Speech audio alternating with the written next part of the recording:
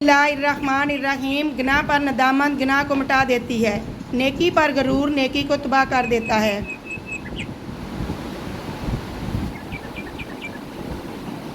ज़ुबान की हिफाजत करो क्योंकि इज़्ज़त और ज़िल्लत की यही ज़िम्मेदार है। जब दर्द बढ़ने लगे या कुछ भी समझ में ना आए तो अपने रब की तरफ चले जाओ, क्योंकि दिलों को सुकून उसकी याद में है।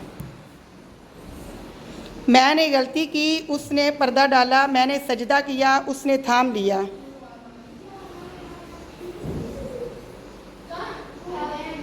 अपने रब से मांगो, क्योंकि ना वो औकात देखता है और ना ही ज़ात।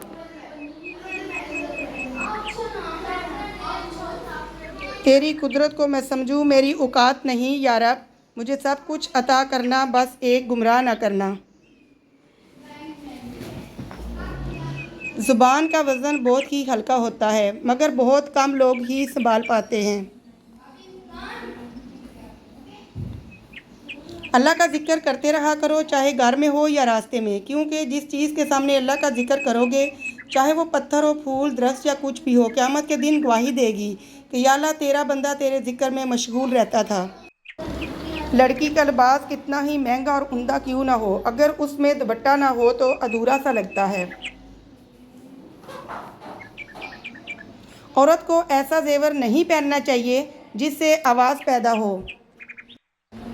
हक़ का परस्तार कभी ज़लील नहीं होता, चाहे सारा ज़माना उसके ख़िलाफ़ हो जाए। बातिल का पैरोकार कभी इज़्ज़त नहीं पाता, चाहे चाँद उसकी पेशानी पर निकल आए।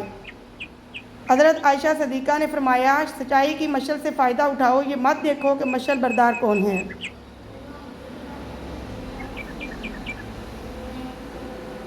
हज़रत आयशा सदीक़ा रज़ियल्लाहु ताला अन्हा जिस बर्तन से मुँह लगाकर पानी नोश फरमाती थीं, उसी बर्तन में उसी जगह से रसूलुल्लाह सल्लल्लाहु अलैहि वसल्लम अपना मुँह लगाकर पानी नोश फरमाते थे। मेहमानों की खातिरदारी में खर्च करना फजूल खर्ची नहीं।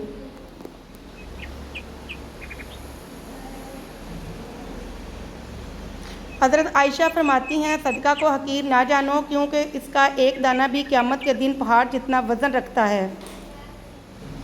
हज़रत आयशा सिद्दीक़ा रज़ियल्लाहु ताला अन्हा एक तवील हदीस में रवायत करती हैं कि रसूलुल्लाह सल्लल्लाहु अलैहि वसल्लम अपनी साहबजादी हज़रत फ़ातिमा रज़ियल्लाहु ताला अन्हा से फरमाया, रब्बे काबा की कसम, बेशक आयशा तुम्हारे वालिद को बहुत ज़्यादा महबूब है।